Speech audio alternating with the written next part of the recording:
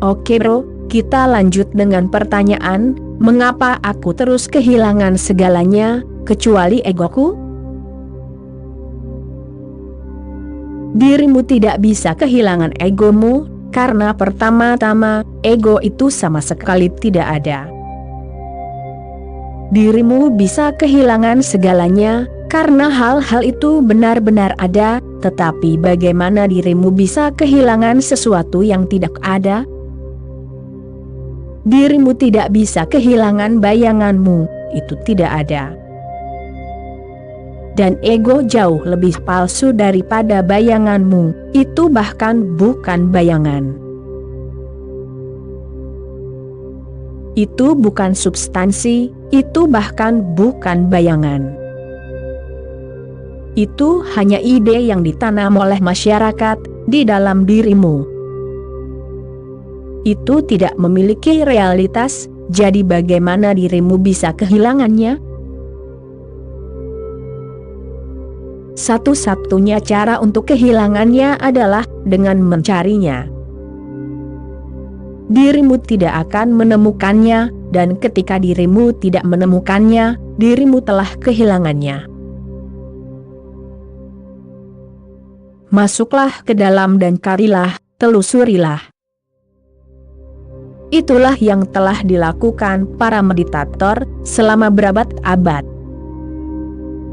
Mereka menutup mata dan masuk ke dalam serta mencari ego, di mana ia berada, dan mereka tidak bisa menemukannya. Ketika dirimu tidak bisa menemukannya, dan dirimu telah mencari di semua sudut dan celah keberadaanmu, dan ia tidak ditemukan dimanapun, maka dirimu tahu dirimu telah kehilangannya. Pertama-tama, sebenarnya ia tidak pernah ada di sana, ia hanyalah kepercayaanmu. Seolah-olah dirimu melihat seutas tali di kegelapan, dan dirimu percaya itu adalah seekor ular. Kemudian dirimu gemetar dan berkeringat, dan berlari dan mencoba menyelamatkan diri dari seekor ular yang sama sekali tidak ada. Semua lari, keringat, dan teriakanmu sia-sia, tetapi bisa berbahaya bagimu. Bahkan ular palsu bisa membunuhmu, dirimu mungkin terkena serangan jantung. Itulah masalah dengan hal-hal palsu. Dirimu tidak bisa menghilangkannya, karena itu memang tidak pernah ada di sana, tetapi mereka bisa melakukan hal-hal nyata kepadamu. Dirimu mungkin pernah mengalaminya, terkadang dalam mimpimu, ketika dirimu mengalami mimpi buruk. Dirimu berlari, dan seekor harimau mengejarmu, dan harimau itu semakin mendekat dan mendekat, dan dirimu berlari semakin cepat, dan dirimu tahu bahwa hanya beberapa saat yang tersisa. Dirimu hampir bisa merasakan napas panas harimau di punggungmu.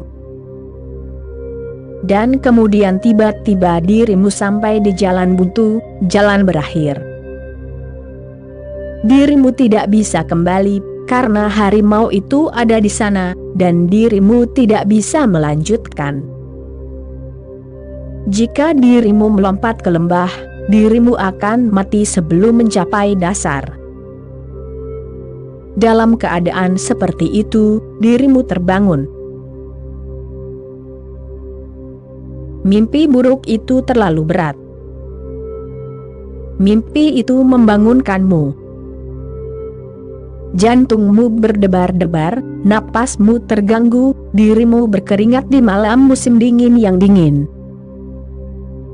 Dan tidak ada harimau, hanya istrimu yang meletakkan tangannya di punggungmu, bernapas dengan cepat. Dirimu terbangun, mimpi buruk itu telah menghilang.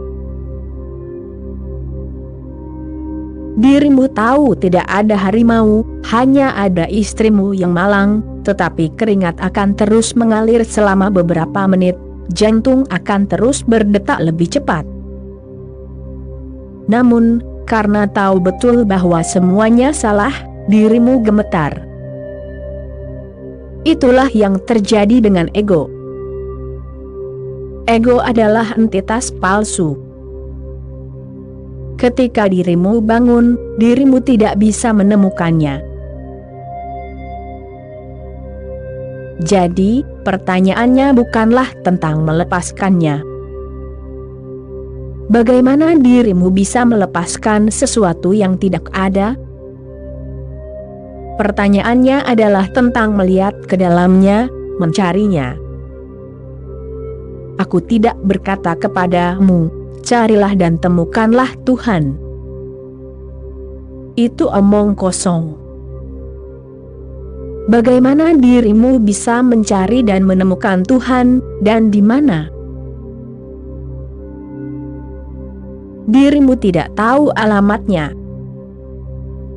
Dan bahkan jika dirimu bertemu dengannya, dirimu tidak akan mengenalinya.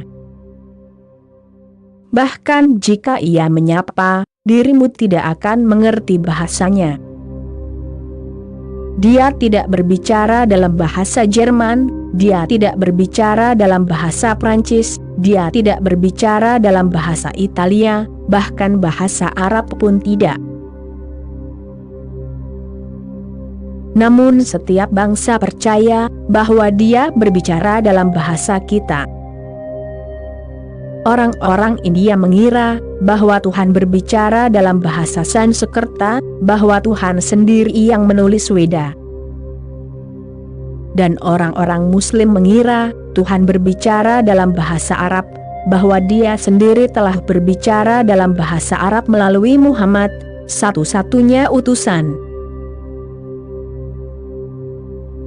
Dan tentu saja, orang-orang Yahudi mengira mereka adalah orang-orang pilihan Tuhan, dan Tuhan berbicara dalam bahasa Ibrani. Setiap negara percaya bahwa bahasanya adalah bahasa ilahi, bahasa Tuhan. Tetapi Tuhan hanya tahu bahasa keheningan, dan dirimu tidak tahu keheningan. Jadi ketika dia menyapa, itu akan menjadi sapaan yang sangat hening. Itu tidak akan diucapkan, tidak akan dikatakan, titik itu hanya akan menjadi isyarat. Dan hampir mustahil bagimu untuk mendengarnya, karena tidak bisa didengar. Dirimu tidak bisa mengenali wajahnya, karena tidak menyerupai wajah Yesus, tidak menyerupai wajah Krishna, tidak menyerupai wajah Buddha. Semua wajah adalah wajahnya, dan dia tetap tidak memiliki wajah. Orang-orang Zen menyebut wajah itu wajah asli, tidak menyerupai siapapun. Orang Kristen tidak akan mengenalinya, karena mereka akan mencari wajah Yesus, dan orang Hindu tidak akan mengenalinya, karena mereka akan mencari wajah Krishna. Ya, di wajah Krishna juga dia, dan di wajah Kristus juga, tetapi mereka hanyalah gelombang. Krishna, Kristus, Buddha, Mahavira adalah gelombang, sedangkan dia adalah lautan. Dirimu tidak bisa mengenali lautan, jika dirimu hanya tahu tentang satu gelombang. Lautan bukanlah gelombang, meskipun semua gelombang milik lautan. Dirimu tidak bisa mencari Tuhan, dan dirimu begitu tertidur, sehingga semua pencarianmu akan salah. Hal pertama adalah mencari egomu. Itulah arah yang benar bagi pencari. Ketika dirimu tidak menemukan ego, ketika ego tidak ditemukan sama sekali, ia menghilang begitu saja. Maka ada kemungkinan untuk mengenali wajah Tuhan, karena ia adalah tanpa ego.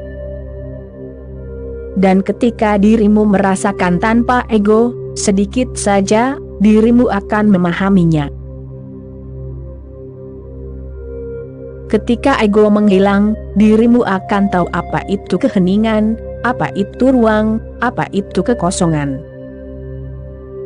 Dirimu begitu penuh dengan ego yang tidak ada.